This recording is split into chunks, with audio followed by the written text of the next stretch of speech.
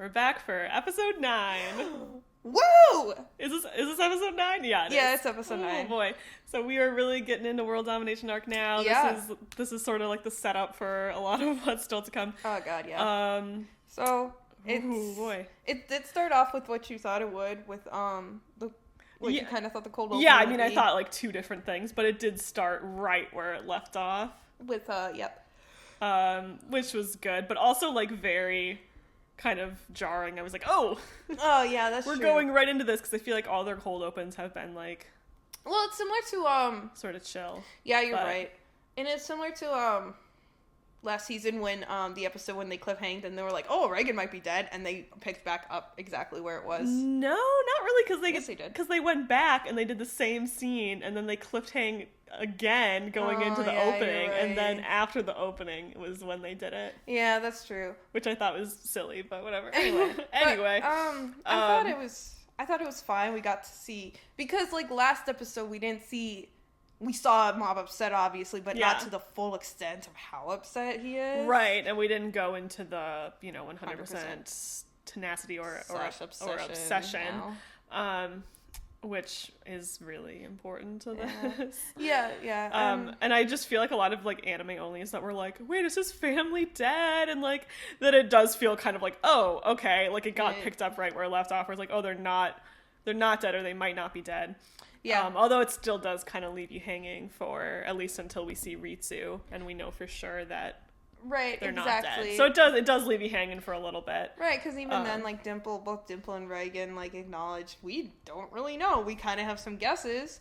Yeah, like we have reason to believe that they're not dead, but we don't know. Yeah. So we don't know for sure. So Dimple kind of brings Mob back, but he brings him. He's still at 100%, and he cries, and I cry every single time Mob cries. It's so good. It is good. Yeah, thank you for stopping me. Oh, God. He's a good boy. Will there be anyone to stop me? Stop! Will there be anybody to stop me from crying? They will not. So, and then immediately Mob is like, spreads his order, he's like, got him. Yeah, Mob is like ready to murder at this point, which I think is just great. I'm like, this kid deserves... Mob deserves to be unhinged once in a while. He deserves to beat up some people in the street. Right. Oh, let this middle schooler beat up an old man in the street. Also, kudos to Mob's voice actor, because wow, did he hit a bunch of ranges in this. Oh, it's super he's good. So good, and he's been doing such a great job this season really with some more intense emotions for Mob. Yeah. And he's going to continue to do. And like, this is a tangent, but I was thinking about at the end when he's going to be having kind of a conversation with himself. That's going to be cool. Wait, what do you... Oh, in like chapter 100. Series? Yeah, like the very, very end. Like, I'm always thinking about the very end. I thought you were talking about World Domination. No, sorry. The very fine. end. Anyway. No, yeah, I agree. I mean, like, Mob is I can imagine a harder character to voice, because you still have to, especially towards the beginning of the series, you're deadpan, but then it kind of grows gradually to be more emotional, and also it's very difficult to have a deadpan character who's still who's still fun to listen to, right, and who still gives some emotion without being like really expressive. Exactly. And then when he goes like full emotion like this, where it's like his voice gets deeper and he is pissed, and it's like, ah!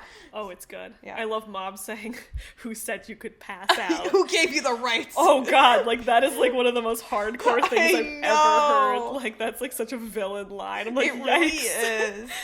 Mob is just... my boy. I know. He's so unhinged. And imagine if, like, Reagan saw this, he'd be like, okay. Okay, time to go. Okay. That's the thing. Reagan is always there to stop Mob from getting to this level. And then Reagan leaves for, like, a day. He turns around and the kid is like, sicko mode, and the house is on fire, and he thinks his family's dead. And Reagan's like, okay. He's like, oh Jesus. He's tried so hard to protect Mob from like these shonen tropes. Yeah.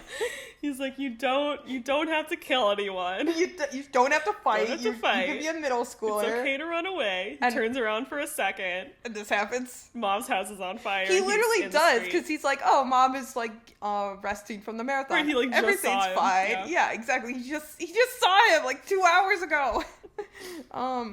So yeah. That's so funny. And then Mob meets up with Reagan and everyone else, which is just such a great scene. It's just kills me. Yeah, like, Mob, right. He like he wasn't able to like fully calm down until Reagan like told him that he thought everything was gonna be okay. Like even though Dimple had told him that, it wasn't until like Reagan told him that he was like able to relax because he trusts him so much. Right, exactly, and he trusts like what Reagan says, and like I think. Well, because they kind of cut out in the manga like Dimple's reasoning, because he's like, I couldn't sense any spirits right away. Yeah. So like, you know, so Dimple actually did in the manga have a more of a reason to believe it. Yeah. But it still wasn't super like definitive. Right, and like, you know, Reagan, you can see, like, he feels, like, guilty, or he's like, I don't know if that was the right move to make, because he, like, he says to Dimple, he's gonna hate you if he finds out you lied, and he's, like, also, like, shit, he's gonna hate me, too. Yeah. But I think it was the best move to make. It definitely was, and I think this maybe came across more in, like, the manga with how it's, like, laid out, but I feel like he was really, like, planning on telling him the truth, to be like, we don't actually know, like, one way or another. Yeah. So, like, you need to know that, like there's a possibility. Right. Like, I thought, like, he was planning on kind of telling him the truth because, I mean, post-separation arc, he's like, oh, I'm not gonna lie to Mob anymore. Like, I feel like that's his thing, is like, okay, like, I can't do this anymore. Yeah.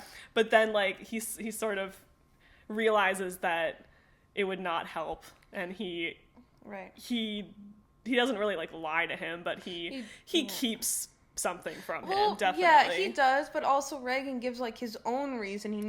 Like, you know, like, because he doesn't know that those guys that Mob beat up was like, oh, we were on your way to your house, So Reagan is basing off of that, but right, and that's also like, true. You know, they might have gotten away and they set like a trap, so they would. Well, because all he really says is like, I think that they're okay. Yeah, exactly, and like, which is like, yeah, and it just like.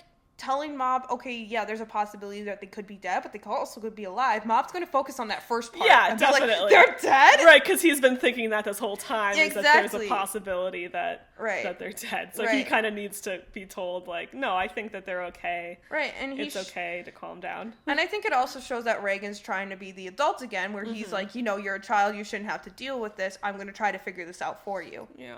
And so Mob is like, all right, and goes to sleep. He's like, all right. Literally falls into his arms. I'm so excited to see Reagan carrying Mob next episode. Oh, I know, me too. I'm like, he must have carried him to that couch because he like fell into his arms and then he's sleeping on the couch. I'm like, can we get a deleted scene? It's so cute. It's cute. It's good. It's good like the good platonic kind of like caring that Reagan shows for Mob that I really like how protective he can be for him, which we're gonna see next episode probably as well. Oh yeah. Yep. So Teru, everyone's like, it's Teru time. Teru time got cut short though. Yeah, the fight was cut, and that was just sort of shown in like the cutaway. But it was still a pretty good episode for Teru. And I still liked seeing him like torture this guy. Yeah. So funny. Reagan's like, you guys shouldn't have to fight adults. Also, Reagan lets Teru waterboard this dude again. He's like, yeah, sometimes waterboarding someone is just the right call. Sometimes people cope to waterboard Teru. People waterboard to cope. Right. Teru's. Oh, I also just realized Teru's apartment is also on fire, and that one isn't from show, so that won't get fixed. Oh man, where does Teru live? With Reagan. Aww. Yeah. In his shitty apartment. Right.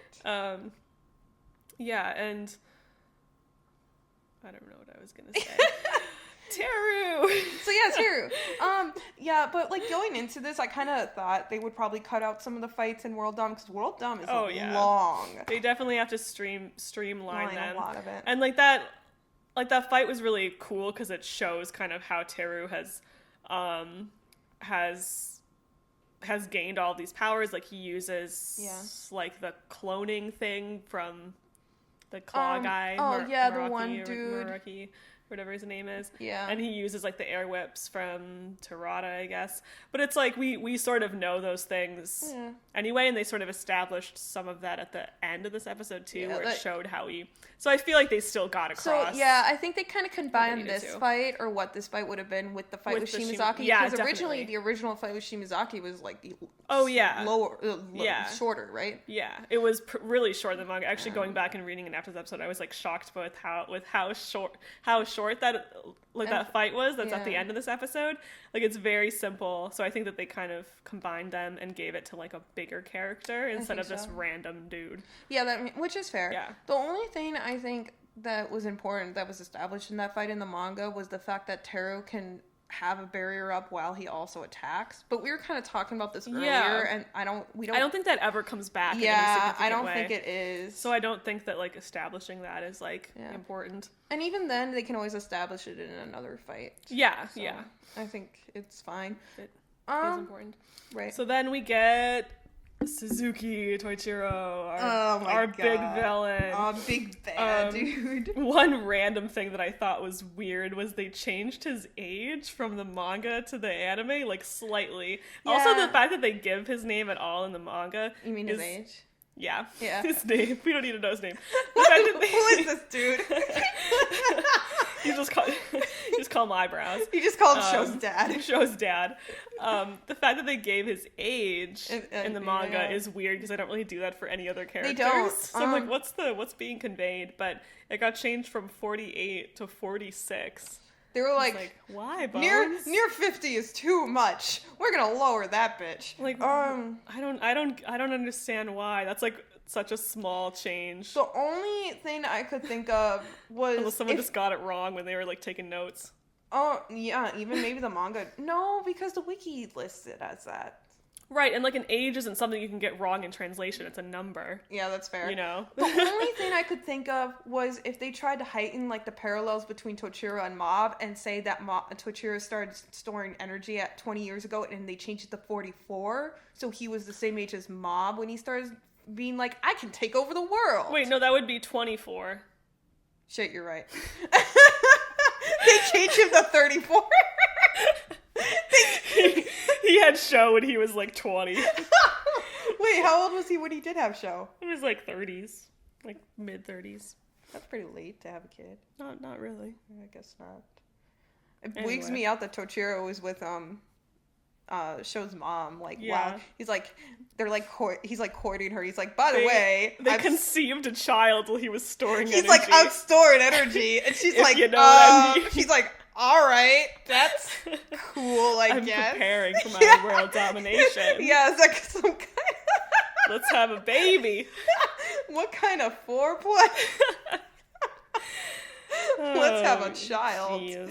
Tochiro did not plan for that child. No. I'm sorry, Show. He probably didn't want a son. Oh. He probably wanted a son, but not one like Show that challenged him. Well, yeah, because he says, he's like, Show, I was going to give you this world. And Show's like, fuck your world. Yeah. Literally.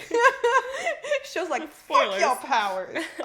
Anyway. So then the announcement, which is just like kind of funny because it shows all the Twitter reactions and everything, and the Twitter reacted stronger to Reagan's TV appearance than Tochiro's, which is hilarious. Everyone was like, although I feel like they were both kind of like realistic reactions. They are. If someone like turned on my TV right now and was like, I'm taking over the world. Oh, kidding. They have. Their name is Trump. Ooh, getting political here. I'd be like, y'all hear something? Yeah, like what? Who's this edgelord? Yeah, who's this edgelord? God, yeah. I am kin with whoever made that tweet in the Mob Psycho world. Mob tweeted that, but he was asleep when he tweeted. Mob was sleep tweeting. It was Serizawa, because Serizawa canonically has Twitter. Serizawa looking on his Twitter feed, like next to the president. Sir. Like, who's this edgelord? Yeah. President, like, what's edgelord? Hey, you're trending on Twitter, sir. He's like, look, sir. He's like, oh, what are they saying? Nothing good. He's like, he tries to find one good tweet. I can't find anything. Yeah, he's like, it doesn't matter. Yeah, they said they like your tie. So Serizawa also has to do this for Reagan. Yeah. Just to filter all the bad tweets. Serizawa has to stop Reagan from starting online fights. Yeah, I need him to do that for me. True. Show. So it goes right from the world domination announcement into show, which is so funny. Yeah. Because you immediately see, like, oh, he's against his dad, which, like, we knew from the end of season 1. Kind of. It was kind of implied. But we didn't know, like, how kind of strongly he was. How, like... He was gonna oppose on it, a level of, gosh, I'm sick of my dad too. I'm going to start a rebellion against my father. There's a bit of a scale there. Yeah, there is. So yeah, but yeah, and it shows that Ritsu is alive. Yeah, so that's like the big reveal, I guess, if you were hanging on the edge of your seat for that one. Like, oh my god, is Ritsu alive? I love how it just says, hey, Ritsu, and then it goes through. It's kind of funny. Yeah. I kind of wish I could watch it thinking that maybe that they were dead and experience that. That'd be fun. Yeah. Just have a black, what's that movie called? With the aliens? Men in Black. Yeah, just clear my memory. Yes. So I can experience Mob Psycho like an anime only. Yeah. So, and then so this scene was just so funny between Sho and Ritsu. How they just have this like weird banter. They do. They have a very funny interaction because Sho is immediately like, "You are like me. We're friends," and Ritsu is like, "Who are you?" Yeah, like I don't know who you are. Right. I feel like it's even funnier with how much Bones like puts them together in promo art. Yeah, they're constantly like. Even at the end of season 1, they were always like friends, and it's like to people who like never finished the manga, it's like they'd be like, "What are these kids doing?" Right. Like, all right. Like Sho beat him up. Right, exactly. Sho killed him. You shouldn't ship them because Sho literally killed Ritsu. That's problematic. But so they have like they brought back the video game style that they did in the first episode. Yeah, that was super cute. It was so funny, like showing how they talk to the parents, which is kind of like the missing scene of like what exactly happened. Right, exactly. Because I think they say in the manga that he's like, oh, we told them we won these free tickets to a hot springs and we sent them to the hot springs, but it doesn't show. Yeah.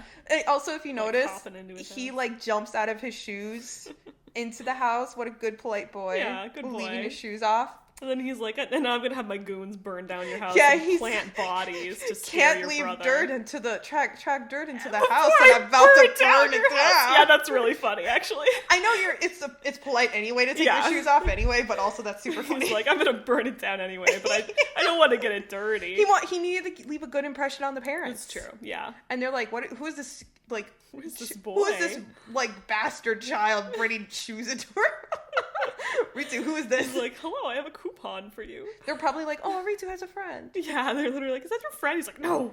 And so, the scene that really got to me in the scene was, Ritsu is like, what did you do to the house? Also, my brother's going to be pissed.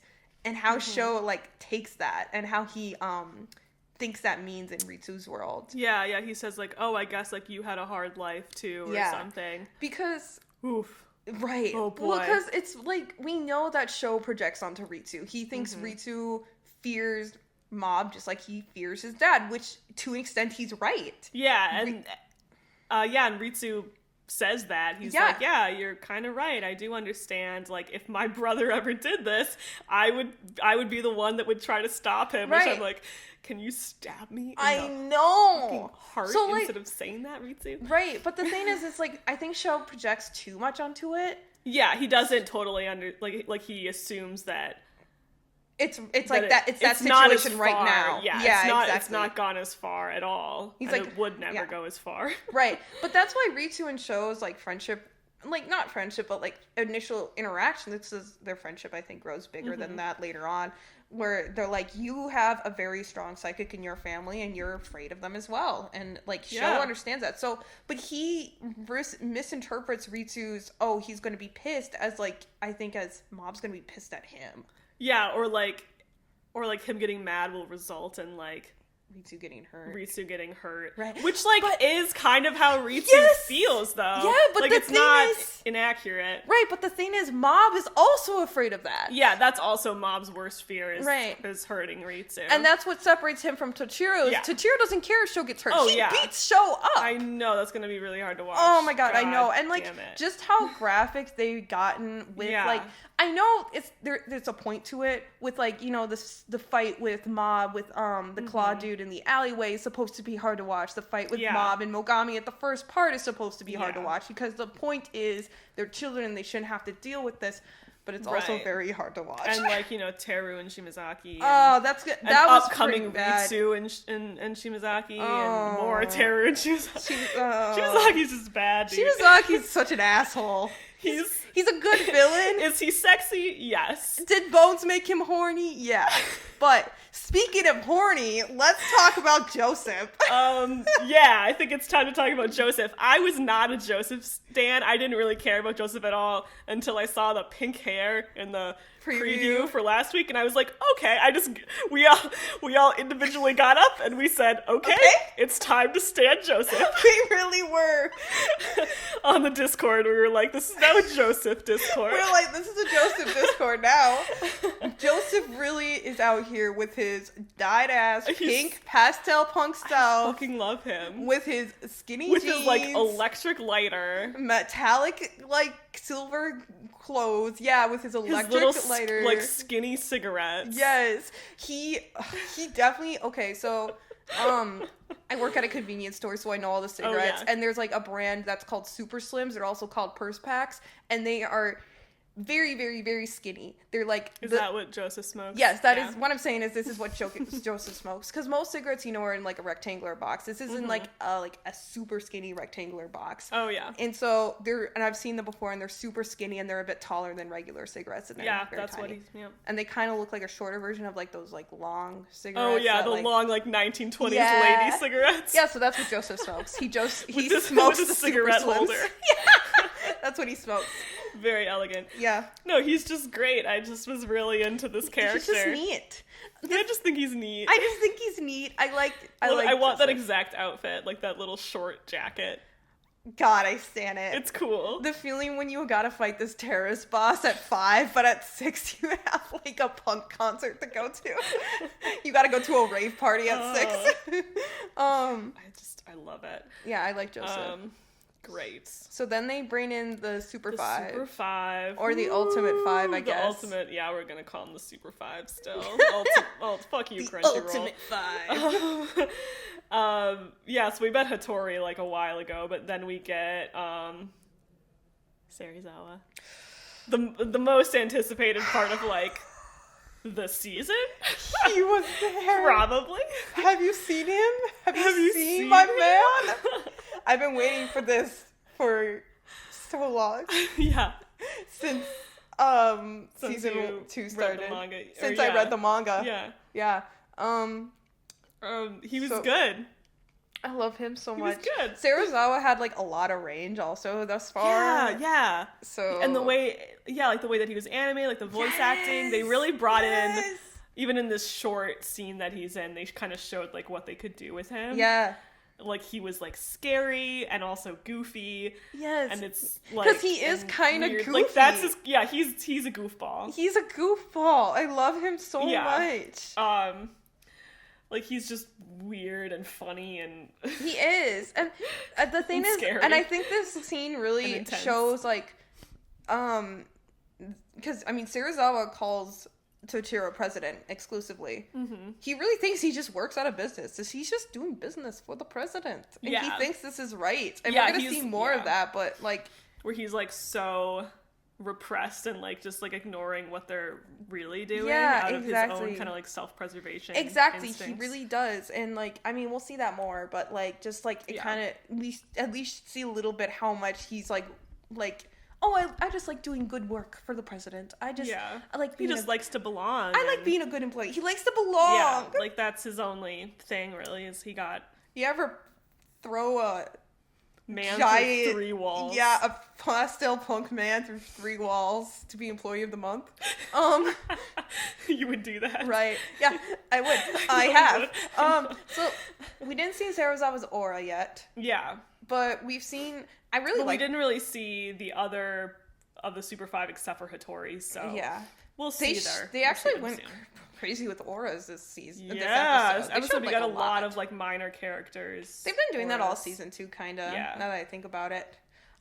This just had more like espers in this episode than usual. Yeah, I love the auras though. I love that they're like Hattori's aura is really cool too. Oh yeah, it was sick. I'm really excited to see the rest of the Super Fives and especially I'm guessing Serizawa's like, I mean, they're all kind of very colorful and mixed with colors, but they usually have like a main color. I think Serizawa's is going to be like greens or something like that. Greens or blues, probably. Blues, I think so, and I'm excited to see what texture it has. I'm really excited for that. I'm excited also to see how they how they animate his body movements. Yeah, because that can really show so much about how he is. And they already, I mean, like just comparing how he was drawn in the manga, like they gave him such a strong jawline.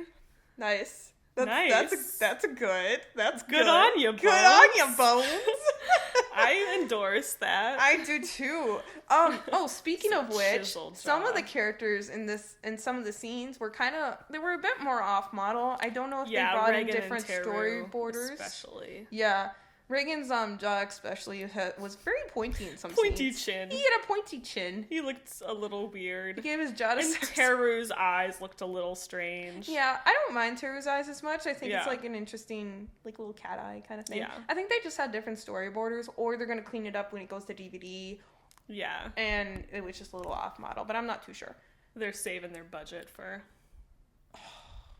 other things. They say 100% friendship, the Tochira battle. There's there's a lot. They're like, who cares what Reagan looks like in this scene? Yeah.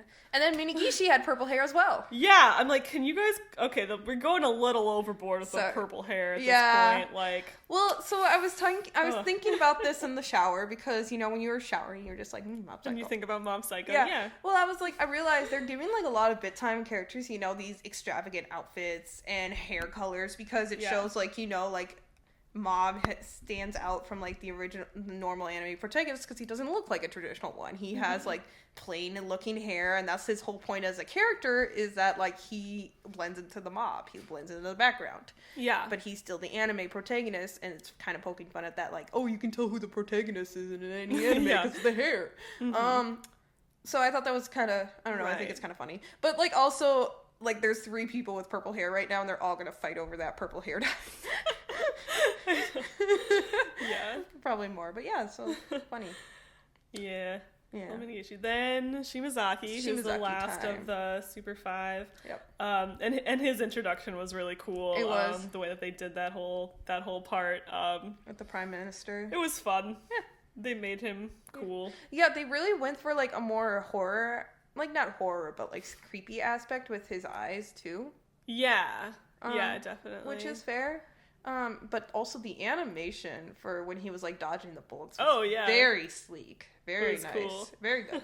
I like that. That was really cool. For something that was one panel. Yeah, one was like, this isn't nothing. Bones is like... It was like, here he is doing like a weird karate stance. Yeah. And Bones is like, Let's spice it up a little. But I mean, it was good. I thought it was animated very well and had a lot of fluidity in that scene. Yeah. And we kind of talked about this a little bit earlier, but they sort of ramped up the Teru versus Shimazaki fight at the end of this episode a little bit to kind of put in some more Teru time for what they cut out. It's Teru time for what they cut out from his first fight. Which I thought was, like, fine. I'm okay with the choice. I'm not a huge, like, I love Teru, but I'm not that much of a Teru stan that if they cut out one of his scenes, I'm going to be, like, raging. Yeah, that's fair. So I was like, I thought it was good. Except they did cut out, what did they cut out? That was, when he offered like one, you want some tea or something? We were robbed. Yeah, when he was like about to start torturing this guy, he's like, "Hey, have you ever been tortured? You want some tea?" Yeah, exactly. Yeah, that was good. So we were robbed. Not kidding. But we can always read the manga, right? So it's fine. Yeah, so I feel like I mean, like we said, and also like the fight does kind of show like it's kind of hard to watch, especially when Shimazaki punches him. And it was a really good way to end the episode to show just like how much of a threat they are. Like even though they seem like pretty silly sometimes, it's like important. Like I think the thing with like Serizawa and like this, and the other Super 5 guys shows like, like Joseph thought they'd be easy to take down, and he gets like absolutely wrecked. And then, like, the same thing with, like, Teru, where he's like, oh, like, I can handle this. I love how Teru sees every single villain, and he's like, if I beat you, you'll change your ways, just like I did. Like, he's so funny. He's like, you just need a good beating, and then you'll come around. That's also such a childlike perspective, too, because he's, like, kind of similar to a Mob. He's like, oh, I'm sure you'll change your ways like I can. They don't really know anybody who's, like, who's more, like, you know, stuck in their ways. Yeah, exactly. Who's, like, absolutely 100% a villain. Because when they met the first Claw people, Terry was like, these guys are villains. Reagan's like, no, go fucking stop being a child. And they're like, oh, we changed. And so they kind of, like... And then it's sort of one of the major things of Mob Psycho. It was like, pretty much all of the villains are redeemed in some way. Exactly. Except for, like, Mogami, I would say, is maybe the only one that isn't. But even Mogami isn't, like, a one-dimensional... character, you know. But anyway, Mogami, I feel like, was treated, like, weirdly because, like, he's not human, so he sort of has a different stance. Well, like, he's brought back in this arc, and he's like, I'll always be watching you, Shigeo, and then he never comes back. Good. Bye. I mean, good. Bye. Bye, bitch. But yeah, that was kind of weird because, like, anyway, it's like they were setting up for something else with Mogami, and then I kept reading it, and I kept expecting him to come back, and he never really did. Yeah, I don't know what that's supposed to mean. Dimple eats him. Yeah, Dimple's like, breakfast. But yeah, this was a great note to end the episode on. It was good. Yeah, and Teru, like, shutting his eyes. Yeah, just like the perspective. Now they have two boys passed out. Yeah, like, they need help. Then one thing about the ending was that they added the Claw members and Show's crew to the card with Show on it. The Show so crew. Now I don't know if they're gonna add Serizawa, but I'm like, please. So I feel like they're either gonna do it. Well, we think we know where it's gonna end with next week. So I think they might add Serizawa similar to how they added Show at the end of episode 8 or 10 or. No, yeah, when they added at the end of episode 8 when they added Show. Yeah. Okay, gotcha. Yeah, because you were like, what the hell is Show doing? Like, yeah, like it was kind of silly to put Show in the end. Right, so I can imagine they might add Serizawa next week or the week after that. Yeah. But also add Serizawa and You Cowards. Mm-hmm. Add Serizawa. Add him next to Reagan. Reagan's alone. I absolutely blacked out when I saw Serizawa. Yeah. I blacked out when Dimple saw the umbrella in the crowd. Same. I was like, ah! There he is. I was like, that's him! Next week. I just reread this part of the manga to kind of like formulate my opinions. But we know from the trailer, I think preview. from the preview, preview, that next time. that it's only gonna. I think it only showed a few little flashes that we know, like the thing with like Dimple Mob versus Shibata is gonna be in it, and there's like a little thing of Hattori doing something, and there's a scene when the Super Five are holding the Prime Minister captive and talking to each other, and Serizawa eating the egg. Yeah, eating the egg. Good point. And I think it's also like there weren't any flashes from this part of it, but I think it's gonna go through like the end of chapter 88, so it's going to include the whole like Shimazaki fight, including Reagan punching him in the fucking face, walking up, which is going to be the best scene in cinematic history. Oh my god, I'm so excited. I think I mentioned this before, but when I was first reading through it and I got to that panel, I was like, oh, it's an omake. It's just a little extra. What could have been? And I was like, oh, wait, this is actually happening. I was like, Reagan really walked up to him. Oh my god. I'm so excited. I know, it's so good. I think it will also include the Mogami reappearance that we were just talking about. And I think it'll end when Mob enters the tower with Serizawa and sees Serizawa. That means we'll get, if it goes like that, we'll get like Shimazaki being like, oh, this is no fun, and Mob is like, are you kidding me? Yeah, no, yeah. Yeah. I feel like they have to kind of get through all of that, because then, like, episode 11 would be... Episode 11's gonna be the best episode in, like, history, because it'll have, like, the 100% friendship thing with Serizawa. It'll have the scene with Reagan and I'm a terrible Suzuki. master. This gun is loaded. It's gonna end. Episode 11 will probably end with blasting Reagan, and they're gonna do the same thing where they pretend Reagan's dead, and it just shows Mom. Oh, you stood up. Yeah. Do you still want to talk? Yeah. I'm gonna die. I think they might, but I also think that they might not cliffhanger that just because they already did a big cliffhanger this season, and I feel like they can't really do it twice. Bones just wants. I would love it too, though, because then it will be like. It was episode 11 in season 1 too, where they were like, Reagan's dead. I think that would be really funny, but I don't think it would work. Oh, it would be good though. Yeah, they might not. Because I kind of feel like episode 12 will just have to be like half of it being like just the boss fight. And then half of it being like the aftermath. Yeah, because there's so many phases with Tochiro's fight. Like, God, what is it?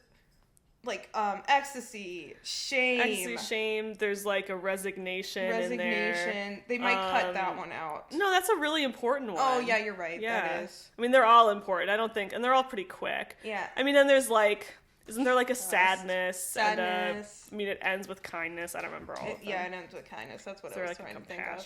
I was like, it ends with like trust or kindness or something. Yeah. I have to reread it. It's good. Anyway. All right. That's it. We'll hit you next week. Everyone appreciates Serizawa. everyone go and appreciate Serizawa. We're in respect Serizawa hours. Yeah. 24/7. We're not talking about Joseph. We're not talking about Reagan. We only talking about Serizawa. Fuck your Joseph. I feel terrible that I came away from the Serizawa episode like standing Joseph. I was like, who's Serizawa? Friendship ended with Serizawa. Joseph is who I stand now. Yeah, I'm just easy to manipulate. I was like, pink hair, I stand. Joseph came out here with those skinny ass jeans. Yeah, and that little jacket. What was I supposed to do? Yeah. With that little perky cigarette. Jacket.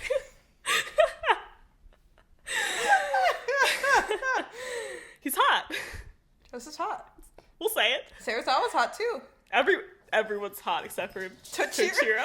Both really put all the horniness into Yeah. They were like, no, yeah, they were like, fuck this dude. Okay. Anyway. Bye. Bye.